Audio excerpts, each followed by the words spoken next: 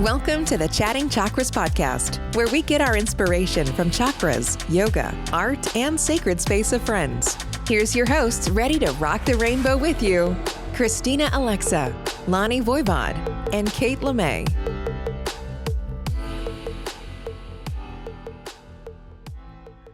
Hi, everyone. Welcome back to Chatting Chakras. You're going to notice today that there's only two of us here. So this is kind of a different episode than our normal Chatting Chakras. We're going to take a little dip off the road of the journey of the cards because we're not going to miss our girl, Christina. She has to be part of that, or I don't think we can do justice to the work that we're trying to do together. So we're going to join the road. Lani and I are going to talk today a little bit about creative process and sort of using the chakras as part of that creative process. Maybe we'll even get into some specifics around this process. And we're just going to enjoy the journey. Does that sound good, Lani Voivod? I love enjoying the journey. So I'm so happy to be here because that is the goal, sister. You look lovely today. I love you. So do you. So do you. Yeah, we're going to miss Christina. Yeah. But you know what, Christina, I also think that Kate, you and I, we have been dreaming of recording just bestie chit chat around the chakras for so long. And who knew today would be the day? Who knew? So, it just appeared, the gifts, right? Yeah, just appeared like sunshine over a rainbow. The gold at that end. Yeah. And I love that we're both wearing our Activate the Light, our light necklaces from the Painting of the Month Club that Kate organizes. So this is exciting. We've got the Art of Conscious Evolution card deck right next to us. So we've both lit candles. So we've just ohmed. So we've set the stage for a really fun conversation. So if you like to eavesdrop onto conversations between gal pals, and we have been talking nonstop for years about these things. So I can't wait to see what comes out of our faces. Me too. What's going to come out of the faces? What's going to happen? No one knows. Okay, Kate. Yes. Where the heck do we start? I mean, this is I think part of what I want to talk about today is about sort of that creative process. And I'll just like frame out real big to back in the day when I was not making art and I was in a lot of pain. And I had been meeting with, when I say pain, I just mean, I kept saying, I wish I painted. I wish I was painting. I wish I was painting. Like I would say it all the time. I was probably in my early 20s. And I happened to work with a life coach.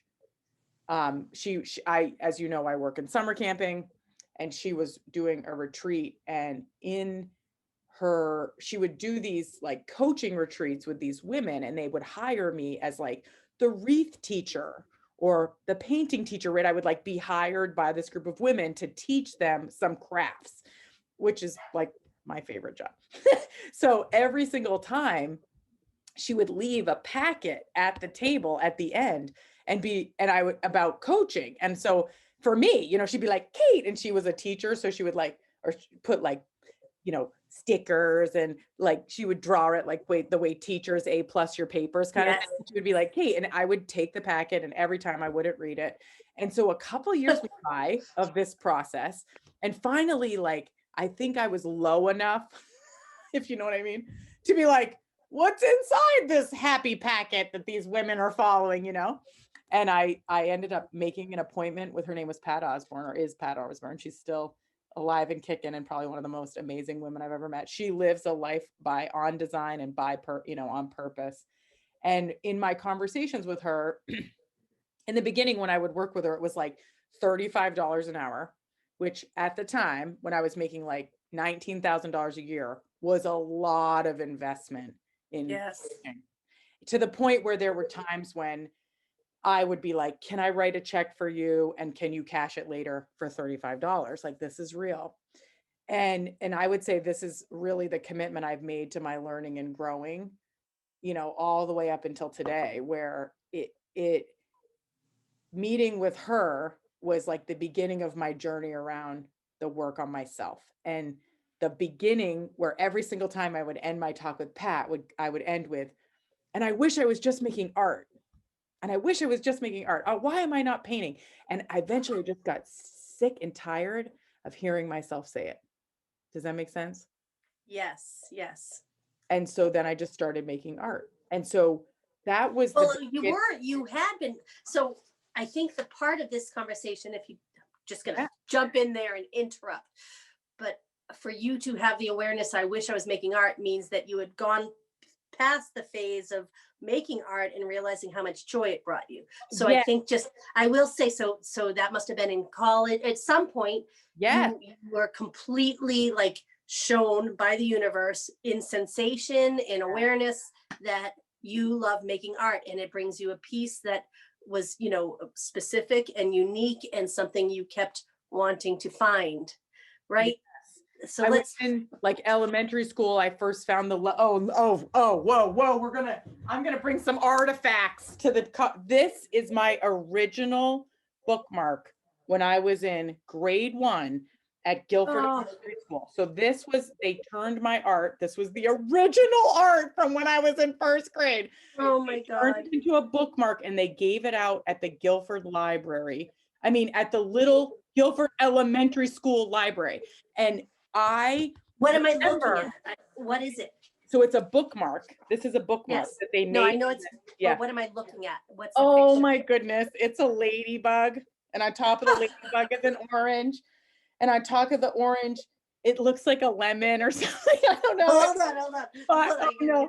Fireworks or something. Oh, that's better with the glasses. And my it looked like a chocolate chip cookie on the bottom there, Kate. It's a ladybug. And, stacked on top of each other. So, you know what I think, Lani, is like, and I remember when I won, quote unquote, they cut the bookmarks up and put them on the desk when you checked out your books, and I remember in grade 1, like the sensation of pride. Oh, I could get just emotional about it. Like, I made that bookmark and the school is seeing it, right? So I do think that some of our formative memories as children get locked in, both with pleasure and reward, right? Like, I got approval for this. But the truth is that it continued, right? I would win art. I wish I could find all these drawings I had from my child, and I'll get them all together. Like drawings from childhood of like a castle I made and won a prize or this, whatever. And then as I got into high school, it was just like the grounding thing in my life. So I had Miss Makepeace as an art teacher, which I know a lot of people in Guilford High School had the privilege and honor of working under Miss Makepeace, and other amazing art teachers and other amazing teachers. I just want to say my schooling career at Guilford was amazing, just such a blessed experience. But it was like winning awards, but also like you just explained, it was a place where I found peace. I connected to, and all my art was like hearts and blenders. And like, I was really expressive as a way of like, here is my tumultuousness on paper. A lot about boys and love, and just like, but it was a way to work out feelings and emotions. And then also, I think that kind of way of feeling. I do love that. The way to work out feelings and emotions, because you feel deeply. I mean, a lot of us feel really deeply, and how I think that's where the chakras help out, is helping to process, having an awareness and a framework to process these deep feelings, emotions that show up so uniquely in the body. Yeah. And they're a way to categorize them, right? Yeah. Chakras are a way to categorize, like, I know Christina kind of did a quick for us, but it's like red is like our root and family origin, stuff about our day-to-day. Orange is our joy and pleasure and emotion and feelings and sensation and creativity. Yellow is our will and power and the to-do list and like our power mixing with the universe's power. Green is our connection to others, how we interweave, how we work with others, how we feel. You could chime in on that one. Blue, we have, how we communicate, what's the vibration we put out in the world. Indigo is our deepest clarity. Can we hear? Do we understand? Are we on top of like what we're actually hearing and understanding? And purple is our connection to all that is. So as you saw me kind of like touch my body, so for those of you listening, each one of these colors represents a section of our body. And so what's so cool is that, like, oh, I have a lump in my throat, or I have a knot in my heart is broken. I have a knot in my heart. Oh, my guts are telling me. So each one, our body communicates to us all the time. And so I think the thing that made it like amazing when is with chakras is like, as you tune in to listening to your body as part of the process for feeling the feelings. And for me, I then add the layer of making something from it as a way to help me understand it, feel it, integrate it, Because once you put these feelings outside of yourself, you can look at them. Yeah. I mean, I think that's what art is. You have a chance to like, and writing is different because it's so hard sometimes to pay attention. You have to read between the lines or whatever, but art, it splats right in front of you. You can see the shapes, the lines, the colors, the positioning of things. Things you can analyze things pretty nicely once they're neatly put over there. Right? Well, and they transcend language, right? Yes, so yes. Imagery, you can be from France or China or Russia or whatever, and I can show you something and you can understand it, or different. Or project your own. That's that's why art is so beautifully. All projection of your own. Like, of course, that's the gift. It's like, here, I've made you something, project into it. You have to literally let go. Once it's out, it's like nothing that I actually intended around this work matters. I learned that, some art teacher taught me that, like, it's not yours once you put it out there. But if I go all the way in my attempt to try to communicate with, in this case, like squiggles and dots and blah, blah, blah, and splats, like the fact that, this imagery and, for, again, if you're listening, it's like an open thing that's dripping down into a funnel. Well, that's from the crown chakra, and I can't, what is it? Yep, receive. Yep. Receive. Yes, I heed the call. And then there's like a whole bunch of paint at the very bottom of the drip. So it's like, this could be anything. And then it drips down, and then it's real because the paint is thick and actually has texture. And whereas up here, it's like light and watercolory, kind of representing that it's not made real yet, but it doesn't matter whether people know that or not. If I ask you, and I think it matters though, Kate, to interact with your art, with these cards, with the art on your walls, wherever you experience it. I love hearing that you were painstakingly careful and thoughtful and meticulous about the symbolism and about the colors. And I love, and I know that in breath, in the art, the painting breath, you literally moved the paint on each one of your paintings with, you breathed on the darn thing to move it. So each one is different, but you engaged with the thing that it is. You definitely took elements from real life and from symbolism and from color. Like you're mixed media with, you use watercolor and acrylics, so you denser paints, lighter paints, mixing with water. I know that that's how you created each one of these after meditative processes, after reading and studying. So you studied, you dropped it down into your heart. I love that you said, that's where the alchemy happened, right? Yes. And then you used your hands, which is part of the heart chakra, to, combined with your heart, combined with your mind and your understanding and your playfulness and your rooted groundness, all these things. And you communicated very carefully these ideas. I think that's important for anyone who engages with art, and especially with art. And that's to know that this is how it happens. And you know what? And would you not say, just like, I remember when you introduced me to Hamilton and I hadn't like really engaged in it yet. And then when I finally watched the movie, I was like, what? This music and the way they do the work. Like, the more you learn or engage with art, the more it becomes part of you and it changes you. So, it's not just my, I think what I love is that as an artist, I got to use the process of making art to help me really, you know, when they say art appreciation, it sounds so highbrow. And the irony is that art appreciation is life appreciation. You know, it's like, if you Say can, that again. so art Art appreciation appreciation is is life appreciation. life appreciation, because That's nice, Kate. well, and life is art, right? Like, what's the difference? What's the difference? Oh, I'm gonna make a life I design. You know, that's art.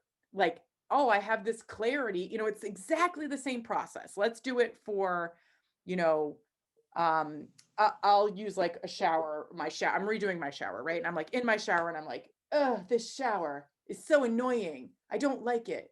And then it's like, well, what don't you like? So I have the sensation that my shower is annoying. Okay, clarity. What don't you like? I wish the water came out more. I wish there was more room in for me. I wish the aesthetics felt better. Blah, blah, blah, clarity. Okay, I'm going to say that out loud. I'm going to write it down. I'm going to engage people to help me. Like, can you make my shower better? Blah, blah, blah, blah. I'll go to the store. Hello, will you help me fix my shower? Then you got to get it done. Like, I got to actually use caulk and rip it up and whatever. And then, you know, there's a part in there that I think you'd agree where it's like, oh no, why did I do this? This is awful. Yes. So moving from unmanifested to manifested. Yeah, it's not help you. Engage it. You know, you got to be like, Really? no, and then more than I can chew. you see the light and it starts to get, oh, look what we're doing. We are making it happen. And then you're like, boom, new shower. So that's an example. Which affects your, I mean, that's a great example, because in terms of moving all the way down to the root chakra, a new shower affects your life every day or every other day, depending on how often you're showering. Once a week, if you're my kids. But isn't that just the kicker? Isn't that just the kicker? Because at the end of the day, so for me, making my creative dreams real, this was a no joke project. It took literally 20 years, really, but 10 that I actually knew what I was doing, 20 because it was so ephemeral and I just love. Sorry, I'm trying to get comfortable. I'm sitting on my cushion. It's really fancy. Oh, but I haven't figured out the nuances of where to sit yet. So there, now I'm against the wall. So much better. Thank you for your patience. You know, so I think that what I want to nod to is a couple things. One is that I think everything is a creative process, and you just use this tool of the chakras that we just went over. Get aware. I have a feeling, but I don't know how to describe it. I don't know what it is. Clarity, voice, get the people together, get some action behind it, start to have some fun. Although in the action stage, I just want to warning, Will Rogers could be dangerous and you want to quit there. And then we birth it into reality. And so that process is what the deck is about in its essence. It's also what I think the creative process is about. It's the same thing. And I think that when we start to play with this creative process, you start to really believe that anything is possible. And kind of circling back to the beginning of this conversation about art, I think my original reason I wasn't making art is that as you commit to that journey, like, you have to own your life. Like, if you are like, I'm going to make art, most people that make art, in my opinion, and share it, they're just really brave. They're really brave. It takes a lot of courage and a lot of vulnerability to feel and then to create from that feeling. You know, craftsmen, the difference with, wait, we have another, I have another thing to share. Hold on. I just have to. Another thing to share, Kate. This is impossible. Honey, hold on. I'm looking around. I mean, I know I have it in a very important place because this is one of my key quotes. Maybe you should talk right now while I look for the quote. Okay. Well, the things I want to talk about, though, Kate, is, I want to circle back to your story, because you had Pat Osborne maybe pointing out to you that if you end every conversation with, and I'd like to make art, goodbye. She didn't even point it out. I just want to say that I heard myself. She listened so well for so many times without saying a single thing that I decided myself without any. So what happened? I mean, the cliffhanger. No, I mean, what happened then once you heard yourself? Like Oh, wait, probably took a while. Two-part question. What was keeping you from doing art? Because it's, it is not like, what were you doing instead of art at the I was time? making excuses about not making art. No, I know, but no, I get that part. But I mean, what were you doing? Were you in a place where you going out every night with friends? Were you, watching TV? Oh, Like, that's what were the things that were? Oh, I found the quote. Ripping up Squirrel. Squirrel. Okay. What I was doing was probably, I can't remember when. Oh, I did go to get my master's degree. So I was working at Camp Nicken at the time. I was living in this little cabin shed. I had gone from, I was physically still painting. I used to live in Maine for like 1 year, and I was making like oil paintings and like really making art. And I constantly, the big battle in Kate Lemay was, I want to be an artist for a living. That was just like the battle in my head. And then I think the seriousness. So the last thing I did before I stumbled into the style that I do now was I was making oil paintings of stuff that represented portraits. And my vision was like, for example, I'd call Alanis Morissette and I'd be like, dear friend, do you want to give me your favorite like type of water and different things you love, love, love? And I would make a collage of all those things and paint for you a portrait of your favorite stuff. And it would be you, right? So I made one of these really for me, and I made one for another girl that I thought came out really good. I wish I had a photo. I can't find it. And then that was sort of it, because oil painting is wicked expensive.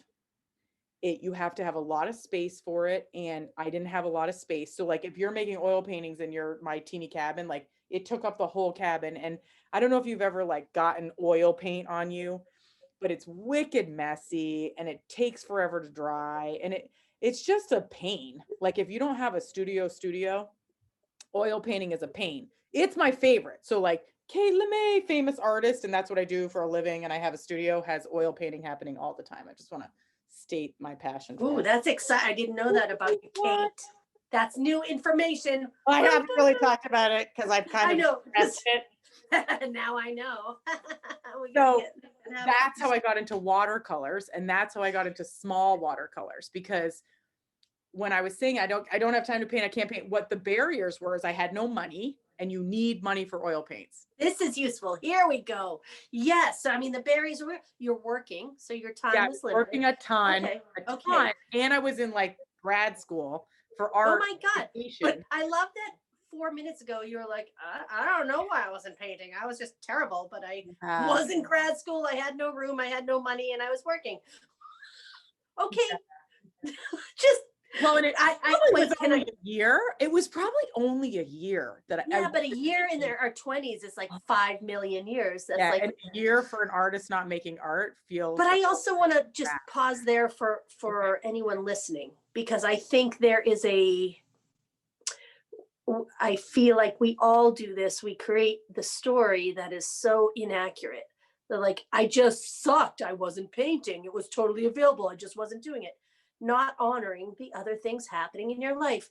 And I remember, being even 10 years ago, I heard, I think it was Ariana Huffington, or said, you can't have it all. Women can't have it all, just not all at the same time. And I was really resentful about that comment. I'm like, BS, call BS. We can do it. Just work harder, stronger, faster. You just got to be better. And the truth is, if you do exercise the patience and grace on the creative journey and trust that where your heart wants to sing, to find the little spaces you can help it sing during whether you're raising a child, whether you're going to grad school, whether you are working your butt off, honor the places in your day that you can see the thing you love happen. Maybe it doesn't look like maybe it's not your oil, painting studio, but maybe it is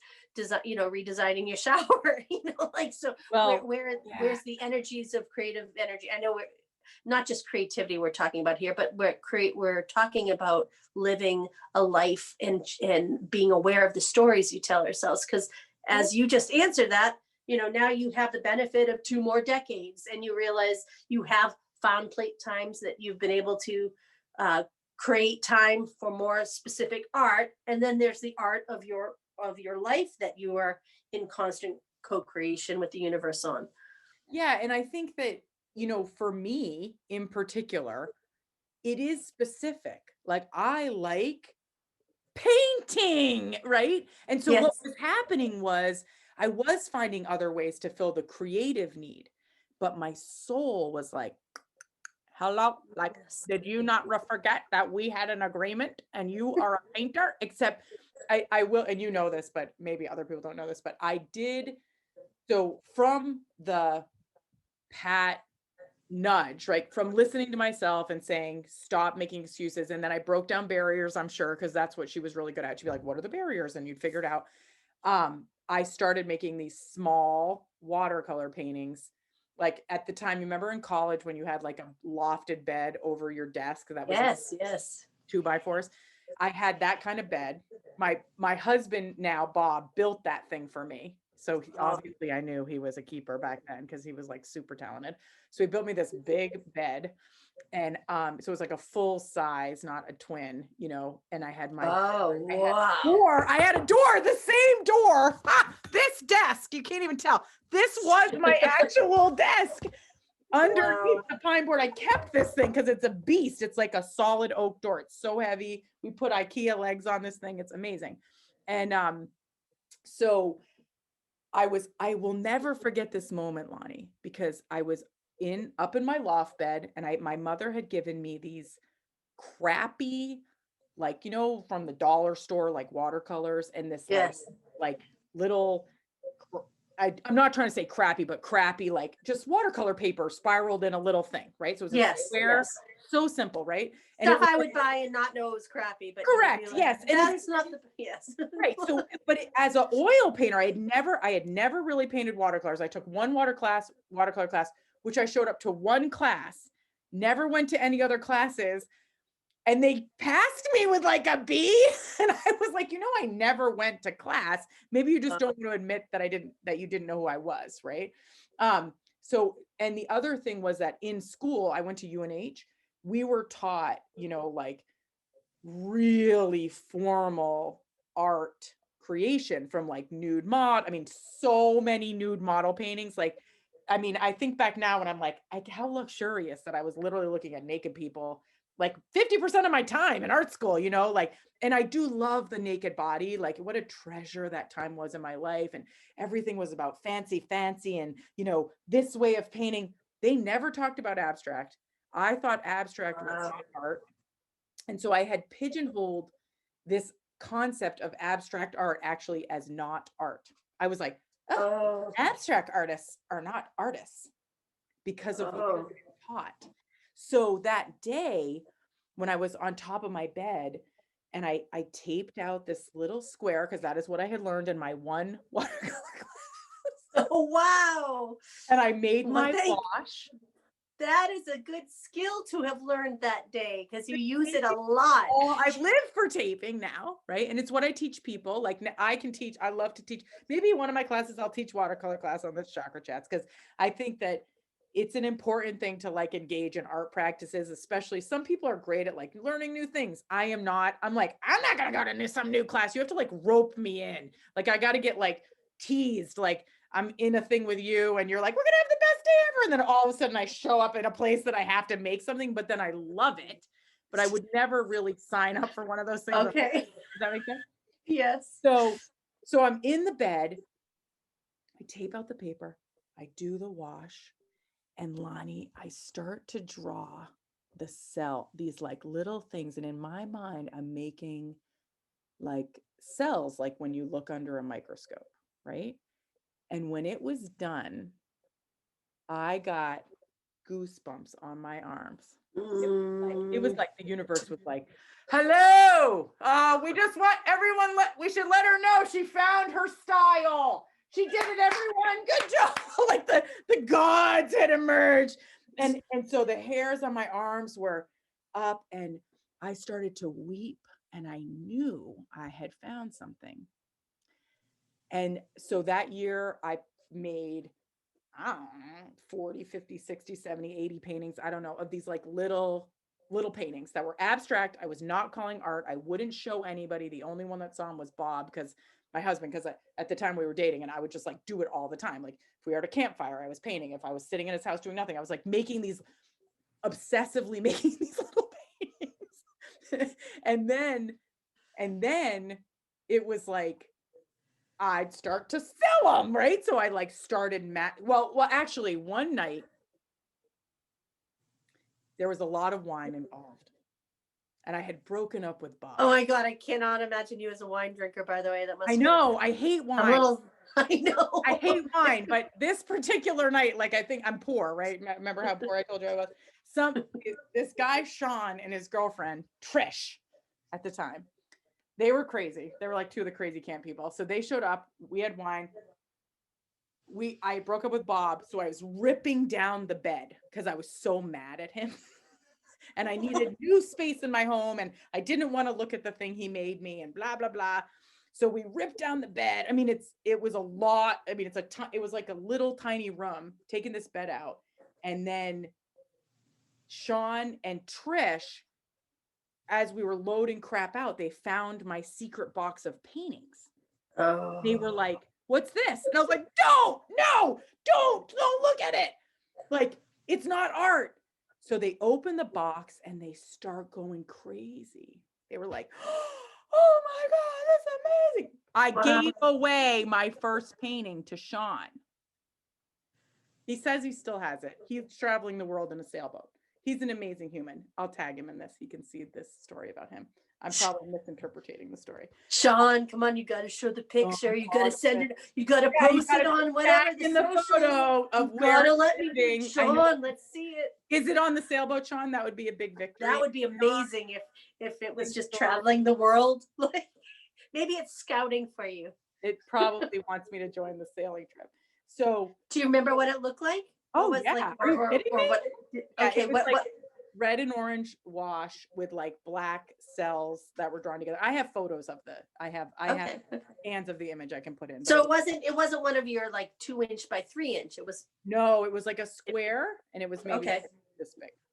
Okay. And that's what I did in the beginning because I hadn't figured out the mapping thing that every single component of what I've done, Lani, and you know this about me, has been methodically figured to like heaven and earth opened up. I understood what I was supposed to do, and then I hear it and move forward. So the fact that I make grids now, which, you know. Oh, you have a grid? I don't know if I have one. I don't think I do.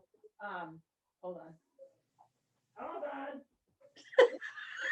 Please stand by while we wait for Miss. Oh, she has one. So this is my new work.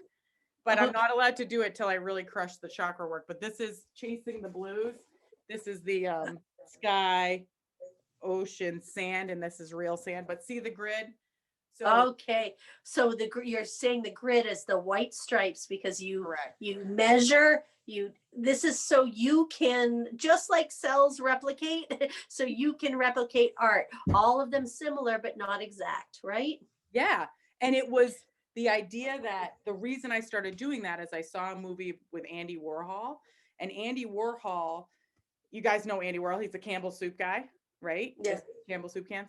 So Andy Warhol, one of my favorite artists, he really was like, he did this thing. Oh, here's my quote. Oh, this has been very good. This is all come together.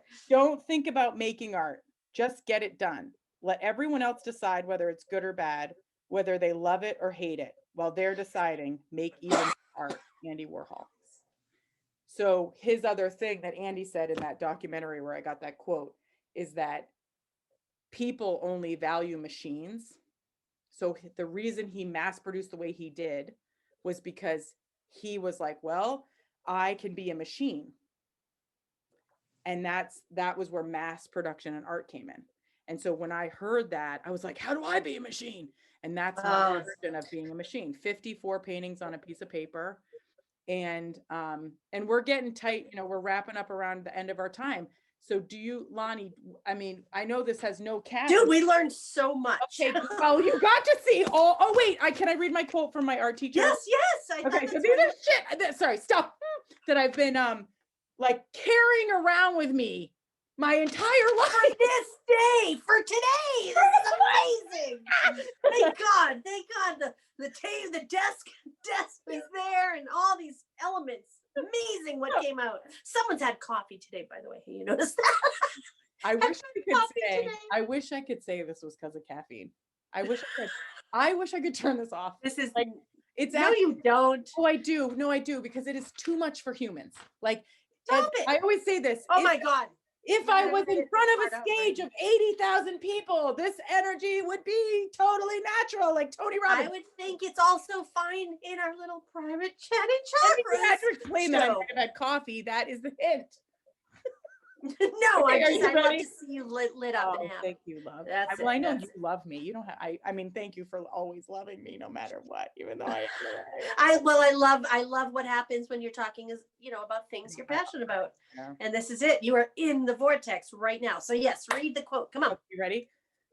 The people who work with their hands are laborers. The people who work with their hands and their brains are craftspersons. The people who work with their hands, their brains, and their hearts are artists. Oh. So, I just think, like, what's so crazy is that when you start to touch your heart, your eyes leak. It's dramatic and like it's annoying. Like, so you kind of try to like put it away. But the truth is that artists, if you're willing to feel to those spaces, and then, I say this a lot, and come out with stories to tell, it actually is the stuff that evolves our planet. And so the movies, the writing, the cooking, every single thing you do that is your art, the way you educate your children, the way you do your job, the way you engage in how you redo your shower, like all of it is art. It's a form of living. It's a way of designing your life. And so when my teacher gave me this, it was like from my senior graduation, she gave me a container that had watercolor paints in it left over from the school, which is so ironic because I didn't use watercolors at the time. Like, I made two watercolor paintings my whole life, and I carried that box around for like 20 years, but all the paints dried up and eventually I had to throw it away. But I saved this, and then I like photocopied it and it was everywhere for a long time. The original one is somewhere in one of my scrapbooks. But the point is that when that's the quote you need to start this podcast with. But I love that. You know what I mean? Yeah, that's so good, Lani. And I think this is the thing when I'm wrestling with, I have to be an artist for a living in order to make art, which, let's not kid ourselves, like this came from the vision of how do you make a product with your art that could sustain your life. That was the original. Like, if I had prayers that were happening before I even ever knew I was going to make chakra art, the prayer was, let me find a path to being an artist for a living, and not a poor artist. Like, I want to be a freaking successfully financially able to support my family at the level I work at the YMCA with my art, which that number ain't small because I've worked my way up in my job. And the sustainability, you ask yourself, what does it take to sustain your family? That's your number. That's the goal of my art. Most parents do not wish that their child would desire to be an artist, because what's the phrase, Lani, we put next to art? A what artist? Oh, starving artist. Starving artist. That's the Except the irony is the world right now. The artists are the ones that are killing it and off the grid on finance when they are doing it mind, heart, hands, when they are working all the systems, in an authentic, beautiful way. That's right. But you got to let them go and dive. And you know what? I don't begrudge one single second of my process, because I wouldn't be where I am today if it weren't for all these dramatic components. Lani, thank you for listening. Oh, thank you. Thank you. I love the only part of it when we can't get into it, but like, I also happen to know that soon after that original story, you did open a studio in New Jersey, right? There's, So it just, to be continued. Yes, that's it. So just cliffhanger. So, many cliffhangers. Don't worry. I love telling stories. Lani, thank God, has the tolerance to listen to them all the time. But thank you everyone for listening today. And Lani, always thank you for holding space for this artist. Yeah, what an honor. This is fun. Love you so much. Love you so much. Namaste, everyone. Namaste, everyone. Have a great day. Bye-bye. Bye. Thanks for listening. Find us on social media at The Chatting Chakra Show and at www.katelemay.com. Check back weekly for new episodes where we are always celebrating enjoying the journey.